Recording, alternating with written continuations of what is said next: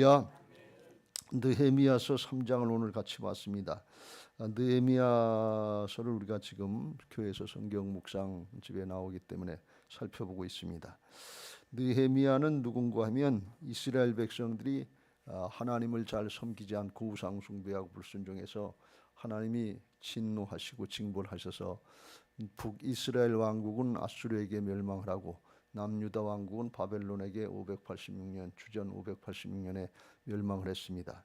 에레미야 선지자로 예언해 준 것처럼 70년이 지나서 그들을 다시 해방시켜 주는데 1차, 2차, 3차에 걸쳐서 포로에 귀환하는 역사를 행하십니다. 제1차에는 수룹바벨 총독과 예수와 제사장을 통해서 돌아와서 성전 재건을 하는 역사를 하는데 어려움이 있고 역경이 있고 반대가 있어서 20년에 걸쳐서 성전을 재건해서 수룹바벨 성전을 건축을 했어요. 그런데 그게 마음대로 예배 생활, 말씀 생활이 잘 안 되고 그래서 80년 후에 다시 하나님께서 에스라 학사장 겸 율법 교사, 학사 겸 율법 교사인 에스라를 보내셔서 다시 율법 교육을 시키고 교회는 건축해놨는데 예배당은 건축해놨는데 믿음 생활이 안 되니까 믿음 생활 하게 하려고 영적으로 훈련시키고 시키는 걸 했어요. 그것도 쉽게 되지는 않았는데 그게 잘 안 됐어요. 그래서 왜 안 됐는가 보니까 예루살렘 성전이 있고 그 성벽이 있는데 옛날에 성벽이 있어야 외적들이 침입 안 하는데 성벽이 다 무너진 거예요. 그러니까 예배하고 하나님을 잘 섬기려고 외적이 침입하고 들락날락하고 반대하고 그러니까 이게 예배 생활이 잘 안 되는 거예요. 그래서 하나님이 다시 누굴 보내셨는가 하면 느헤미야를 보내셔서 성벽을 갖다가 예루살렘 그 외곽을 둘러서는 성벽을 재건하는 일을 하게 했습니다. 이게 쉬운 일이 아닌데 그 주변 이제 북쪽 사마리아의 총독이었던 산발랏이라고 하는 사람이나 그 밑에 있던 도비아나 암몬 사람 도비아나 게셈 아라비아 사람 게셈 이런 사람들이 힘이 있고 영향력을 미치려고 이걸 자꾸 방해를 하는 거예요. 그래서 맨 처음엔 너희들이 능력도 없고 재주도 없는데 뭘 그걸 하겠냐 그리고 조롱하고 비웃기도 하고 그래도 힘을 합쳐서 마음을 합쳐서 꿋꿋하게 하니까 그 다음에는 전쟁하겠다 쳐들어가겠다. 그래도 한 손에는 도구를 들고 한 손에는 창과칼을 들고 방비하면서 그래도 하겠다 우리 꿋꿋이 하니까 그 다음에는 이제 만나자 그래서 살해하겠다 죽이겠다고 협박하고 그래도 요동하지 않고 또 하니까 이제 이 유다 백성들 중에서 일부분은 마음이 요동해가지고서 자꾸 쳐들어온다 죽인다 어쩐다 못한다 방해하니까 요동돼가지고 흔들리는 사람들이 있었어요. 그런데도 불구하고 느헤미야가 요동하지 않고 꿋꿋하게 하나님만 바라보고 말씀 붙잡고 순종을 해서 52일 만에 성벽을 갖다가 재건하는 아주 놀라운 역사를 행했습니다. 6장의 15절을 보면 성벽 역사가 52일 만인 엘룰월 25일에 끝나매 16절 우리의 모든 대적과 주위에 있는 이방 족속들이 이를 듣고 다 두려워하여 크게 낙담하였으니 이들이 우리 하나님께서 이 역사를 이루신 것을 알미니라. 그래서 완공되니까 이제 어떻게 할 수 없으니까 그렇게 협박하고 두렵게 했던 사람들이 오히려 자기들이 두려워하고 자기들이 떠는 것을 낙심하는 걸 볼 수가 있습니다. 이게 우리 신앙인들의 자세가 되어야 될 줄로 믿습니다. 어려움이 있지만 역경이 있지만 하나님 바라보고 약속의 말씀 붙잡고 꿋꿋하게 믿음 지켜서 하나님이 역사하실 때까지 하나님이 나타내실 때까지 그때까지 믿음을 꿋꿋하게 지켜서 하나님의 역사가 나타나면 그 다음에는 우리를 두렵게 하고 방해하고 어렵게 하던 사람들이 자기들이 실망을 하고 자기들이 낙망하고 자기들이 오히려 두려워하는 그런 모습이 나타나는 것입니다. 이게 영적인 역사인데 사단이 방해하는 것 같아도 우리가 믿음을 꿋꿋하게 지키면 오히려 사단에게 종노릇하던 그 사람들이 교회를 두려워하고 믿는 사람들을 두려워하는 이런 역사가 있는 것을 믿으시기 바랍니다. 그러니까 우리 그리스도인들이 신앙인들이 밖에 나가서 신앙할 때 거룩하게 성별하고 말씀대로 따르고 순종해서 하나님의 사람다운 그런 모습들을 나타내야 돼요. 하나님이 함께 하시는 역사가 가정이든지 직장이든지 사업이든지 학업의 현장이든지 어디서든지 거기서 그걸 나타내야 돼요. 그래야 세상 사람들이 우리를 두렵게 본단 말이지. 아, 저 사람들은 다른 사람이다. 하나님이 함께 하시는 사람들이다. 이걸 나타내야 돼. 우리 재주나 능력 가지고 하는 것이 아니라 하나님이 하시는 역사, 하나님 함께 하시는 역사를 나타내는 그런 믿음의 사람들이 되어야 될 줄로 믿습니다. 그게 느헤미야서를 통해서 우리에게 주시는 그런 말씀이, 느헤미야가 특별히 그렇게 하는데, 이 성벽을 건축하는데 어떻게 했는가 하면 성벽이 건축해야 될 분이 아주 넓고 길 거 아니에요. 그러니까 그걸 이쪽부터 해서 차근차근 하려면 이게 언제 끝날지 모르는 거예요. 방해하고 해방하고 죽이겠다 그러고 못하게 하고 전쟁한다 그러고 방해하는 사람들은 많으니까, 그래서 느헤미야가 어떻게 했는가 하면 구역을 나눠 가지고서 이렇게 나눠 가지고서, 오늘 다 읽지 못했습니다만 느헤미야 3장에 보면 한 32 종족이나 가문이 한 32절에 38가문인가 나눠 가지고서 그걸 분담을 시킨 거예요. 분담을 시켜 가지고서 동시다발적으로 한꺼번에 다 하는 거예요. 그러니까 이걸 이쪽부터 이쪽까지 끝까지 하려면 시간이 오래 걸리잖아요. 그러니까 그걸 한꺼번에 다 한 거예요. 그러니까 이 52일 만에 방해했지만 회방했지만 그치지 않고 중단되지 않고서 용기를 내서 하니까 52일 만에 된 거예요. 그러니까 상상을 초월하는 역사가 있었던 거죠. 이건 뭐 기술이 좋아서 된 게 아니고 하나님이 주시는 지혜를 따라서 그걸 붙잡고 끝까지 순종한 거예요. 우리 교회도 그렇게 졌으면 5년 아니고 52일 만에 끝났으면 참 좋았을 뻔했는데, 이게 고층 건물에 대해서 그렇게 할 수는 없고, 아마 1층짜리 집이 이렇게 쭉 나란히 짓는 거라면 하나씩 맡아서 했을는지도 모르죠. 근데 우리는 그렇게 안 됐단 말이죠. 근데 그 뭐 지혜가 어디서 나왔는가 하면 2장에 보면 12절에 그런 말씀이 있어요. 내가 예루살렘에 이르러 귀안에서 머무른 지 사흘 만에 내 하나님께서 예루살렘을 위해 무엇을 할 것인지 내 마음에 주신 것을 그랬어요. 마음에 주신 게 있다는, 성벽 건축하는 것도 주셨고 어떻게 해야 될 것도 하나님이 지혜를 주신 거예요. 하나님을 경외하는 자에게 하늘의 지혜가 있는 것을 믿으시기 바랍니다. 복음이 열려지면 예수님의 능력, 예수님의 지혜가 내 것이 되는, 하나가 되는 역사가 있는 것을 믿으시기 바랍니다. 학업 공부하는 사람들은 이걸 잘 깨달으시기 바라고, 사업이나 직장하는 사람도 어느 부분이든지 영적으로 열려지면 하나님의 통치권이, 위임된 통치권이 발동이 돼서 지혜를 주시고 능력을 주시고 필요한 것들을 공급해 주실 줄로 믿습니다. 느헤미야가 하나님을 경외하는 사람이라 이게 믿어진 거예요. 그리고서 와서 3일 만에 밤에 몰래 몇몇 측근만 데리고서 성벽이 어떻게 무너졌는데 어떻게 해야 되는지 그걸 밤에 몰래 시찰을 하는, 사람들에게 먼저 말하지 않고 시찰을 해서 자기 이제 생각을 하고 주도 면밀하게 하려고, 계획을 세우려고 다 살펴보고, 그리고 나서 이제 사람들에게 말하고 설득합니다. 후에 그들에게 이르기를 우리가 당한 곤경은 너희도 보고 있는 바라. 예루살렘이 황폐하고 성문이 불탔으니 자 예루살렘 성을 건축하여 다시 수치를 당하지 말자 하고, 또 그들에게 하나님의 선한 손이 나를 여기까지 도우신 일과 왕이 바사 왕이 내게 이런 말씀을 전하였더니 그들의 말이 일어나 건축하자 하고 모든 힘을 내어 이 선한 일을 하려 하매. 그래서 하나님의 말씀대로 순종하니까 하나님이 도우셔서 그 모든 돕는 사람들이 마음을 합쳤다고 말이에요. 일어났다. 하나님이 도우신 거죠. 사실 그게 이루어졌으니까 쉽지, 구역을 나눠가지고 그걸 하라는데 자재도 부족하고 물건도 부족하고 힘은 없고 그런데 외적은 쳐들으려고 그러는데 그걸 하겠다고 나서는 게 쉽겠냐 말이에요. 자기 구역을 책임지고 하겠다는 게, 이건 하나님의 감동이 아니면, 하나님의 도우심이 아니면 안 되는 건데 하나님이 말씀하셨기 때문에 그걸 붙잡고 순종하니까 되더라, 그런 말씀이. 그런데 산발랏과 암몬 사람 도비야와 아라비아 사람 게셈이 비웃는 거예요. 업신여기고 우리를 비웃어 이르되 너희가 하는 일이 무엇이냐, 너희가 왕을 배반하고자, 성 짓고서 이제 왕 노릇한다, 이게 무슨 모함이지요. 배반하고자 하느니라. 바사 왕이 허락한 것인데 반역한다고 속이는 거죠. 그러니까 느헤미야가 볼 때 거짓말이다, 아니다 그러면서 하는 얘기가 20절에 내가 그들에게 대답하여 이르되 하늘의 하나님이 우리를 형통하게 하시리니. 왜 그러냐? 하나님이 허락하신 거다. 하나님이 말씀하신 거다.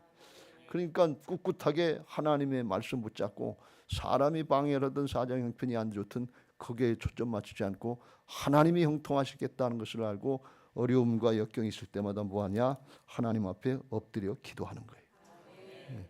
어려움이 있고 역경이 있을 때, 불안하고 두려울 때, 그때 문제에 초점을 맞추면 문제만 점점 더 커지고 두려움만 커지고 염려, 근심만 더 깊어져요. 사람의 생각이 무슨 재주가 있겠어요? 사단이 방해하면 염려하고 근심하고 두려워할 수밖에 없어요. 그래서 하나님 붙잡고 말씀 붙잡고 약속 붙잡고 언약의 말씀 붙잡고 기도해야 될 줄로 믿습니다. 내 안에 있는 것들 부인하고 하나님의 말씀 붙잡게 해달라고, 믿음으로 하나님을 의지하게 해달라고 기도하면 그때 하나님이 역사하시는데 그때 주시는 것이 하나님의 평강이에요. 하나님의 평강을 주시면 불안했던 것들, 염려했던 것들, 사정 형편이 있지만 그걸 초월하는 하나님의 통치 역사가 우리 가운데 이루어지고 그걸 순종하게 하실 줄로 믿습니다. 느헤미야가 그걸 할 줄 알았다는 거예요. 그래서 하나님의 계획대로 하니까 52일 만에 완공되는 놀라운 역사가 있었어요. 이걸 우리가 오늘 본받고 우리 현실 가운데 개인적이든 교회적이든 아니면 가정적이든 직장이나 사업이든지 학업이든지 뭐든지 어려울 때 그때 먼저 하나님의 뜻이 어디 있는가, 이걸 먼저 구해야 될 줄로 믿습니다. 내 뜻이 중요하지 않아요. 현실이 중요하지 않아요. 하나님이 어떻게 하실 건가. 우리가 뭐 예를 들어서 하나님이 마지막 때 심판하시고 재림하시고 심판하신다 그러는데 그게 없는 것처럼 세상에 다 좋은 것만 누리려고 하는 것처럼 그게 목적인 것처럼 그렇게 살면 하나님의 뜻하고는 맞지 않는 거예요. 방향이 안 맞아요. 아무리 잘 살아도 소용없어요. 하나님의 뜻이 어디 있는가 하는 것을 먼저 구별하고 거기에다 나를 쳐서 복종시켜야 될 줄로 믿습니다. 이게 자기를 부인하고 순종하는 거예요. 하나님 앞에 기도하는데 뭘 붙잡고? 하나님 붙잡고 말씀 붙잡고 꿋꿋하게 이겨나가야 될 줄로 믿습니다. 늘 강조했습니다만 하나님 앞에 심지궂은 믿음의 사람 되시길 주의 이름으로 축원합니다. 사람 보고 사정 형편 보는데 이건 날마다 바뀌는 거예요. 사람 마음 아침에 마음 다르고 저녁에 마음 다르고 팥죽 끓 때도 얼마든지 바뀔 수 있어요. 세상의 사정 형편 얼마든지 바뀔 수 있어요. 근데 하나님은 반석이시라 요동치 않는 꿋꿋한 믿음의 사람으로 되게 하실 줄로 믿습니다. 이사야서 26장 3절 4절 그랬어요. 주께서 심지가 견고한 자를 평강하고 평강하도록 지키시리니 이는 그가 주를 신뢰함이니이다. 너희는 여호와를 영원히 신뢰하라. 주 여호와는 영원한 반석이심이로다. 할렐루야. 반석 되시는 하나님을 의지할 때 요동치 않는 믿음의 사람, 꿋꿋한 믿음의 사람 될 줄로 믿습니다. 사람을 바라보고 사정 형편을 의지하려고 그러면 이건 날마다 바뀌니까 이게 요동할 수밖에 없어요. 사람도 바뀌고 사정 형편도 바뀌니까 오락가락해. 그래서 하나님만 바라보고 주님만 의지해야지 양다리 걸치면 안 된다 그런 말씀이에요.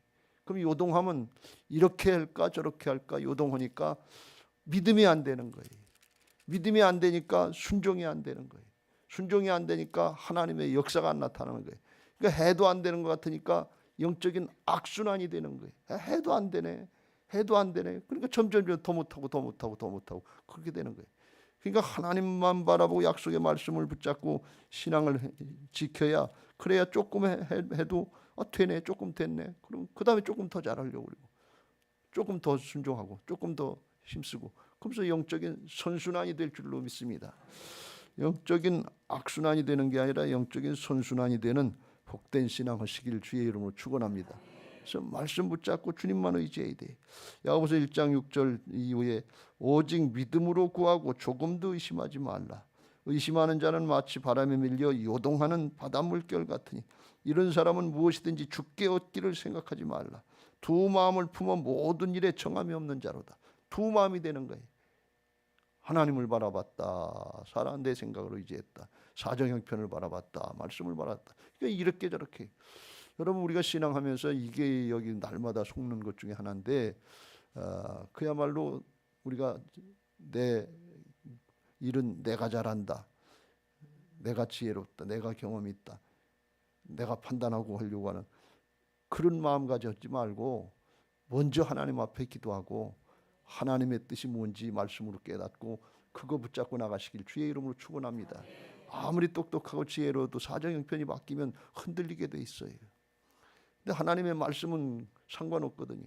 그래서 말씀을 통해서 하나님의 역사를 통해서 사정 형편을 바꾸는 게 이게 믿음이지, 사정 형편에 따라서 오락가락하는 게 그게 지혜가 아니다. 세상은 그게 지혜라고 그러는데 하나님은 그게 지혜라고 하지 않는다. 왜 그런가 하면 하나님 앞엔 문제 해결도 중요하지만 더 중요한 것은 느헤미야처럼 꿋꿋하게 믿음 지키는 존재가 중요하다 그런 말이죠. 사람이 중요하다 말이죠. 아무리 성공하고 출세하고 다 누린 것 같아도 다 놓고 갈 거고 우리 심령이 내가 하나님 앞에 가는 것인 것을 믿으시기 바랍니다. 영원한 하나님 나라에 내가 가는 거예요. 그래서 믿음의 사람을 만들어 주려고 하나님은 테스트하고 그러시는데 이 사정 형편에 따라서 요렇게 저렇게 내가 지혜롭게 잘했다. 아니야, 그거 속는 거예요. 그러다 세월만 낭비하고 인생을 낭비하고 말했어. 믿음은 안 생긴다 말이지. 믿음의 사람으로 되시길 주의 이름으로 축원합니다. 그래서 어떤 일이든지 간에 어렵고 힘들면 힘들수록 그럴수록 어떠냐? 그럴수록 믿음 더 지키시길 주의 이름으로 축원합니다. 오직 하나님만 바라보고 말씀만 의지하시길 주의 이름으로 축원합니다. 이사야서 41장 29절 위에 피곤한 자에게는 능력을 주시며 무능한 자에게는 힘을 더하시나니 소년이라도 피곤하며 곤비하며 장정이라도 넘어지며 쓰러지되 오직 여호와를 앙망하는 자는 새 힘을 얻으리니 독수리가 날개 치며 올라감 같을 것이요 다른 박질하여도 곤비하지 아니하겠고 걸어가도 피곤하지 아니하리로다. 주일날도 말씀드렸습니다만 하나님이 힘이 되는 신앙이 되어야 된다. 말씀이 힘이 되어야 되는 신앙이 된다 말이지. 우리가 돈 조금 준다고 하면 힘이 되고 명예가 주어지고 권력이 주어지고 무기가 좀 주어진다 그러면 힘이 되고 좋아하는 것 같은데 하나님은 힘이 안 돼. 말씀은 힘이 안 돼. 여러분 오늘 이 말씀 들으면서 힘이 되시길 주의 이름으로 축원합니다. 하나님이 내 안에 오셔서 떠나지도 아니하시고 버리지도 아니하시고 영원토록 함께 하신다는 이 복음적인 진실 앞에 힘이 되고 능력이 되시길 주의 이름으로 축원합니다. 그보다 더 힘이 될 수 있는 게 세상에 어디 있어요. 근데 이건 제껴놓고 다른 거 그거 말고 어떤 사람이 낭떠러지에서 떨어지다가 탁 가지에 걸려가지고 가지를 붙잡았어요. 그래가지고 대롱대롱 매달려 있는데 그랬다는 거예요.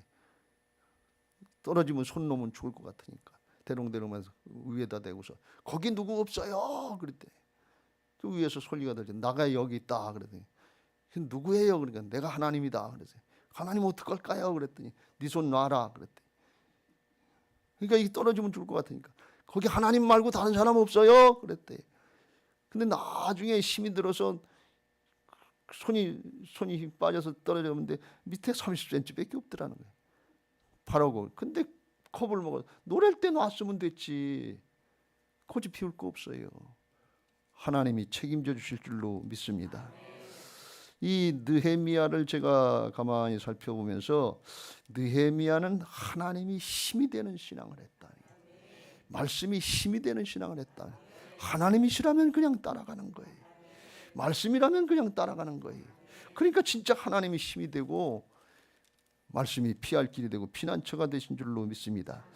나중에 느헤미야서 6장 9절에 대적자들이 방해할 때 그걸 물리치면서 이렇게 기도를 해요. 이는 그들이 다 우리를 두렵게 하고자 하여 말하기를 그들의 손이 피곤하여 역사를 중지하고 이루지 못하리라 함이라. 이제 내 손을 힘있게 하옵소서. 힘있게 해달라고 기도했는데 말로만 기도하고 그런 게 아니라 진짜 그렇게 믿은 거예요. 말씀 따라가면 말씀이 힘이 되는 거고 하나님 따르면 하나님이 힘이 되는 그 믿음 가지고 꿋꿋하게 사단이 방해를 하든 대적자들 통해서 방해를 하든 그거 개의치 않고 말씀 따라갔단 말이죠. 하나님 따라갔단 말이죠. 그랬더니 힘이 되는 하나님이 힘이 되고 말씀이 되는 신앙으로 승리하게 하신 줄로 믿습니다. 우리의 현실 가운데 어렵고 힘든 일들 많은데 거기에 초점 맞추고 실망하고 낭망하지 말고 오늘 여러분이 말씀 듣는 중에 이게 내게 오늘 주시는 음성이다 깨달았으면 그거 붙잡고 기도하세요. 언제까지? 평강 주실 때까지. 그리고 믿음 지키세요. 언제까지? 하나님이 역사하실 때까지. 그러면 느헤미야에게 허락하셨던 말씀이 오늘 내게 주는 레마의 음성이 되고 하나님이 나를 그렇게 믿음의 사람으로 바꿔주시고 믿음의 역사에 쓰임받게 하실 줄로 믿습니다. 할렐루야. 한 가지만 더 살펴보면 이 느헤미야 3장을 왜 기록하셨을까? 이거 쭉 읽었습니다. 여기서 이름 기억되는 이름 있으세요? 첫 절에 나오는 대제사장 엘리야십이나 기억될까? 읽어도 기억이 안 돼요. 근데 쭉 기록해서 32절까지 수많은 이름들이 나오는데 이거 왜 기록했었을까요? 이게 성경 말씀은 하나님의 감동으로 된 것이고 하나님의 뜻, 하나님의 관심이 어디 있느냐 하는 그걸 나타내는 거예요. 그러니까 우리 사람들은 관심이 없을지라도 후손들은 여기 뭐 관심 있겠죠. 우리가 족보 보면 조금 관심 있는 거 뭐냐. 다른 건 관심이 없어도 재산 목록이나 등기부 등본은 관심이 있겠죠. 근데 하나님은 거기에 관심 있는 것이 아니고 여기 일한 사람들 쭉 기록해서 그 다음은 누구다, 다음은 누구다, 다음은 누구다, 다음은 하나님이 기억하고 계시다는 거예요. 사람은 잊어버리고 관심도 없는데 하나님은 기억하고 계신다는 거예요. 하나님 나라에 기록된다는 거예요. 기록해 놓으시고 영원토록 하나님께서 넘치도록 갚아주시는 것이 하나님 나라의 역사인 것을 믿으시기 바랍니다. 요한계시록 21장에 보면 마지막 때 심판이 나오는데 주님의 백보자 심판이 있겠다고 그랬는데 그때 뭘 따라하기도 기록된 책에 따라서 심판하신다 그런 게. 또 내가 크고 흰 보좌와 그 위에 앉으신 이를 보니 땅과 하늘이 그 앞에 피하여 간 데가 없더라. 요한계시록 20장 12절 또 내가 보니 죽은 자들이 큰 자나 작은 자나 그 보좌 앞에 서 있는데 책들이 펴 있고 또 다른 책이 펴졌으니 곧 생명책이라. 죽은 자들이 자기 행위를 따라 책들에 기록된 대로 심판을 받으니 그랬어요. 책이 있고 책들이 있는데 단수로 된 책은 자기 이름을 기억한 구원받은 사람들 이름만 기억한 생명책이고 책들을 예고하는 것은 많은 책인데 복수인데 여기에는 그 행위를 다 기록해 놨다는 거예요. 아마 여기 하늘나라 생명책에 여기 느헤미야 3장의 스룹바벨 성전 재건할 때 수고한 사람들 이름도 기록되어 있을 거예요. 하나님의 역사니까 성령의 감동이 기록된 게 성경이니까 하나님이 이와 같이 우리의 모든 행위도 기록해 놓으시고 그 행한 대로 갚아주신단 말이에요. 영원한 하나님 나라와 영생의 축복이 있는 것을 믿으시기 바랍니다. 그게 부활신앙이에요. 예수님이 부활하셔서 살아계신 하나님이 계시다는 걸 증거해 주셨고 영원한 생명과 하나님 나라가 있다는 것을 성경이 진리라고 하는 것을 증명해 주신 것을 믿으시기 바랍니다. 이게 증거로 믿는 거예요. 믿습니다. 믿게 주시옵소서. 그래서 믿어지는 게 아니에요. 이게 감정이 아니에요. 그냥 영적인 팩트예요. 사실이에요. 그러니까 그냥 받아들이면 되는 거예요. 역사적인 사실이에요. 이순신 장군이 거북선 만든 거 우리가 봤어요. 그 믿게 주시옵소서 그러는 사람이 있어요. 그냥 받아들이면 되는 거예요. 팩트니까. 역사적인 사실이니까. 예수님의 십자가 부활도 팩트, 역사적인 사실인 것을 믿으시기 바랍니다. 그냥 그래서 영접하는 자, 그 받아들이는 자, 그 이름을 믿는 자들에게는 하나님의 자녀가 되는 권세, 하나님의 자녀로 거듭난단 말이죠. 하나님 나라의 상속자가 되고 하나님 나라의 일꾼이 되게 존재가 바뀌는 역사가 은혜로 주어지는 것을 믿으시기 바랍니다. 그러니까 하나님이 말씀하신 대로 그대로 이룬단 말이에요. 성경대로 그대로 이룬단 말이에요. 기록되어 있는 거예요. 근데 5절에 보면 그런 일이 있었어요. 그 다음은 드고아 사람들이 중수하였으나 그 귀족들은 그들의 주인들의 공사를 분담하지 아니하였으며 그랬어요. 구간별로 다 구별해서 일을 하는데 거기 이제 드고아 사람들이 맡아서 해야 될 구간이 있는데 그 중에 드고아 사람들 중에 귀족들은 자기들은 마음에 안 맞는다고 대적자들이 말을 하고 그거 안 된다, 힘들다, 어렵다, 그리고 방해하고 전쟁 일으킨다, 죽인다 그러니까 귀족들은 자기들 가진 게 있잖아요. 재산이 또 강탈당하고 그럴까 봐서 동참을 안 했다는 거예요. 다른 사람들은 다 했는데 이게 빈부 귀천 상관없이 자원하면 누구든지 또 쓰임 받는 건데 귀족인데 할 수 있는데 안 했다는 거예요. 할 수 없어서 안 한 게 아니라 할 수 있는데 안 했다는 거예요. 지금 이게 주전 444년경에 이루어진 일이니까 지금 한 2000 지금 24년이니까 2400~500년 되는데 지금 우리가 생각해 볼 때 그거 쓰임 받을 기회에 쓰임 받지 않고 그 재산 가지고 어떻게 잘 먹고 잘 살다 죽었을까요? 그리고 불순종하고 어디 갔을까요? 지옥 가면 영원한 지옥에서 아직까지 얼마나 더 남았는지 알 수 없는데 늘 강조합니다만 쓰임 받을 수 있을 때 쓰임 받는 게 복인 것을 믿으시기 바랍니다. 할렐루야. 이건 역사적인 사명이라고 그랬죠. 이때 수룹바벨 성전을 재건할 기회가 자기들에게 올지 안 올지 몰라요. 몰랐어요. 하나님이 허락하시니까 된 거예요. 근데 그 기회가 주어졌으면 그때 있는 것 가지고 정성껏 쓰임 받는 게 하나님 나라의 영원한 차원에서 복이다, 그런 말씀이에요. 우리 교회 성전 건축할 때 이때 할지 여러분에게 해당될지 알 수 없는 거예요. 역사적인 하나님이 기회를 주시고 사명을 주신 거예요. 제가 우리 교회 성전 건축할지 몰라요. 제가 우리 교회 6대째 담임 목사인데 누가 하게 될지 알 수 없는 거예요. 근데 하나님이 지역개발하게 하시고 만나게 하셔서 기회를 주셨으면 그냥 감당하는 거예요. 왜? 주신 기회니까. 이 영원한 하나님 나라 차원이니까. 뭘 가지고? 있는 것 가지고 순종하는 거예요. 그리고 영원한 하나님 나라의 생명책에 행위록에 기록되고 그대로 하나님이 다 갚아주실 줄로 믿습니다. 여러분이 성전 건축하는데 물질로다가 쓰임받은 거 그거 하나님 앞에 다 기록되고 하나님의 나라에서 아주 영원토록 넘치도록 갚아주셨을 줄로 믿습니다. 수고하고 애쓰면서 기도하고 중부한 것들, 몸 바쳐온 것들 그거 하나님이 다 갚아주실 줄로 믿습니다. 몸 바치고 재능 바치고 시간 바치고 수고하고 애쓴 거 하나님이 다 기록해 놓으시고 아주 영원토록 다 넘치도록 아주 갚아주실 줄로 믿습니다. 하나님이 그대로 하시는 거예요. 근데 이 드고아 사람들의 귀족들 모양 그때 당시에 이기적인 욕심이 있었겠죠. 아까운 생각이 있겠죠. 그거 가지고 들켜지고 하려고 하다가 하나님의 기회를 놓치면 그냥 뺏기고 간 거지. 그게 뭐 영원히 잡게 되는 거예요. 그게 마지막 때 예수님 말씀하신 것처럼 마지막 때 죄악이 관영해서 때가 악하다고 그랬어요. 이기적인 욕심 가지고 죄악에 속는 거예요.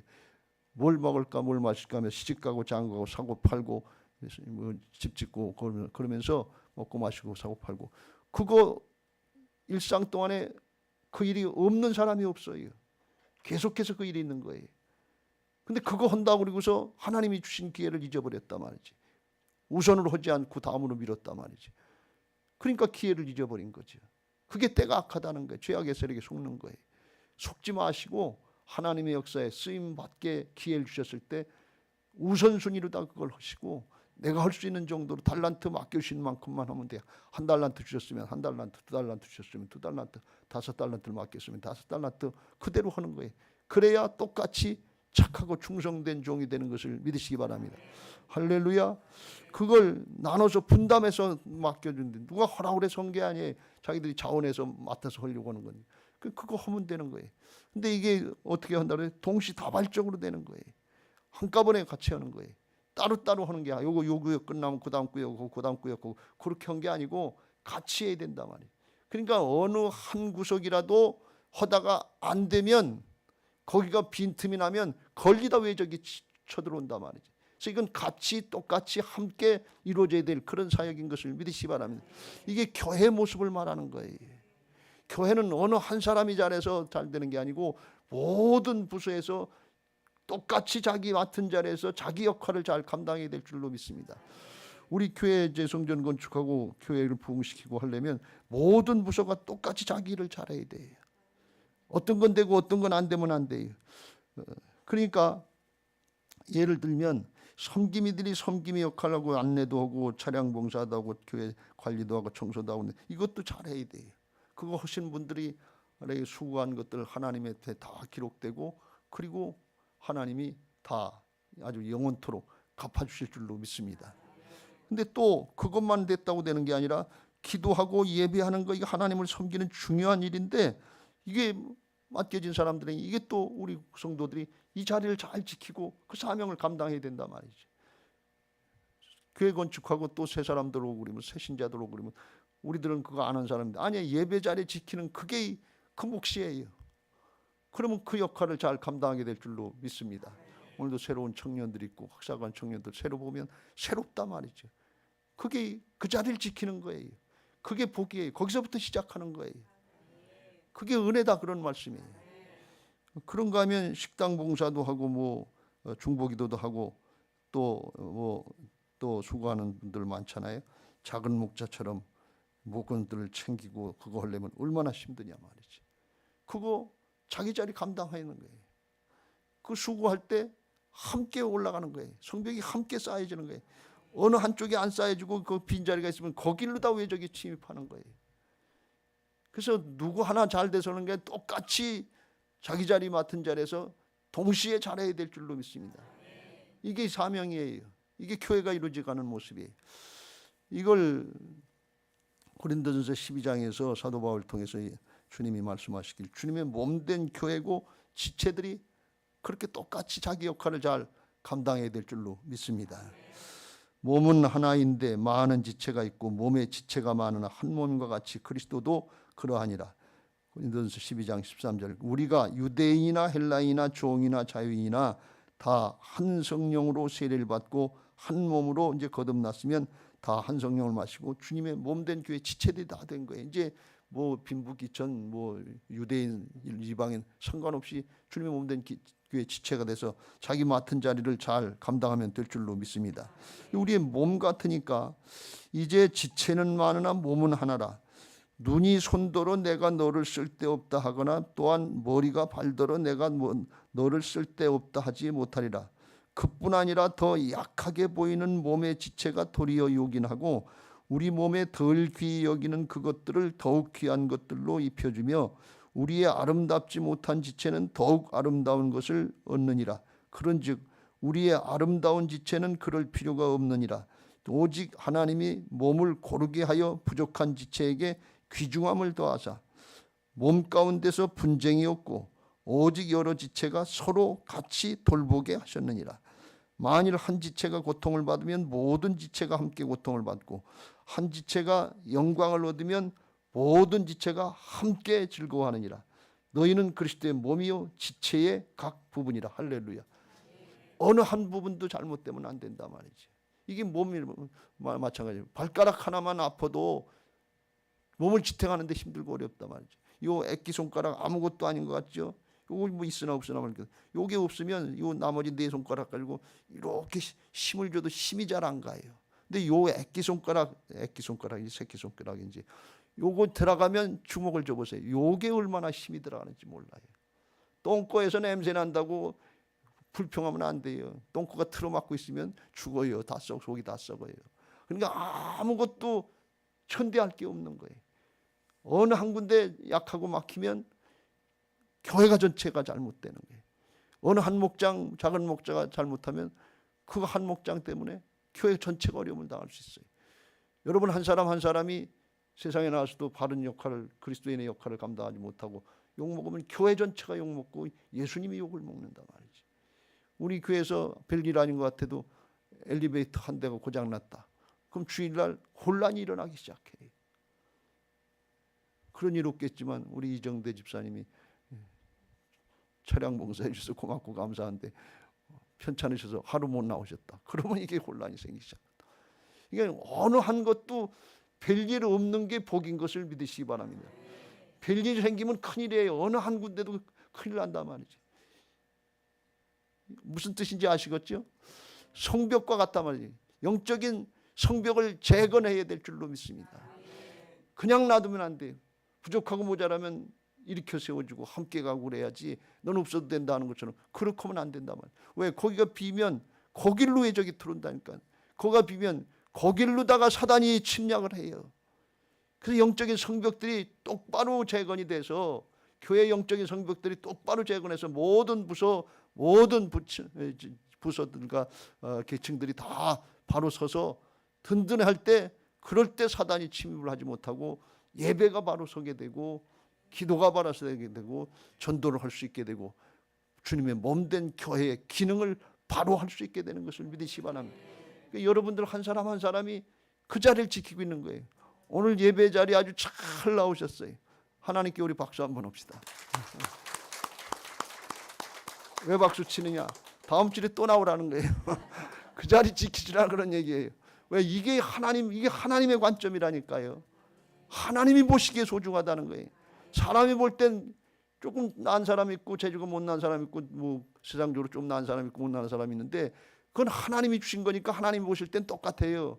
5달란트 받은 사람은 5달란트 몫을 해야 되고 2달란트 받은 사람은 2달란트 몫을 해야 되는데 1달란트 받은 사람은 1달란트 몫만 하면 돼. 근데 1달란트 받은 자모니 아이 난 이거 별거 아니다 그러고 악하고 게으른 종 마냥 그렇게 하면 안 되고 누구든지 다 존재 자체가 귀하고 왜 예수님의 생명이니까 있는 그 자리 맡은 그 자리가 소중한 것을 믿으시 바랍니다. 별거 아니다고 생각하면 안 돼. 자부심을 갖고 하나님이 알아주신다. 하나님이 날 보고 계시다. 그 믿고 있는 그 자리 잘 지키시길 주의 이름으로 축원합니다. 정성을 다하고 최선을 다하고 함께 올라갈 때 교회가 든든해지고 사단이 방해하지 못하고 넉넉히 이겨나가게 될 줄로 믿습니다. 바라기는 우리 교회가 건강한 교회, 건강한 신앙이 되어야 될 줄로 믿습니다. 오늘 부활 신앙으로 내가 하는 것이 아니라 주님이 내 안에 오셔서 주인 되신 걸 믿고 말씀대로 따라가면서 느헤미야 모양 꿋꿋하게 믿음 지키고 또 우리가 같이 주님의 몸된 교회 지체다 하는 걸 믿고 함께 나가려고 합니다. 에이 그 사람 보기 싫어 못하겠다. 아이 그런 게 아니에요. 같이 나가야 돼. 같이 해야 돼. 그럴 때 교회가 건강해지고 든든해지고 하나님의 역사에 아름답게 귀하게 쓰임받게 하실 줄로 믿습니다. 오늘 여러분들에게 그 은혜가 있게 되시길 주의 이름으로 축원합니다. 이제 그렇게 되게 해달라고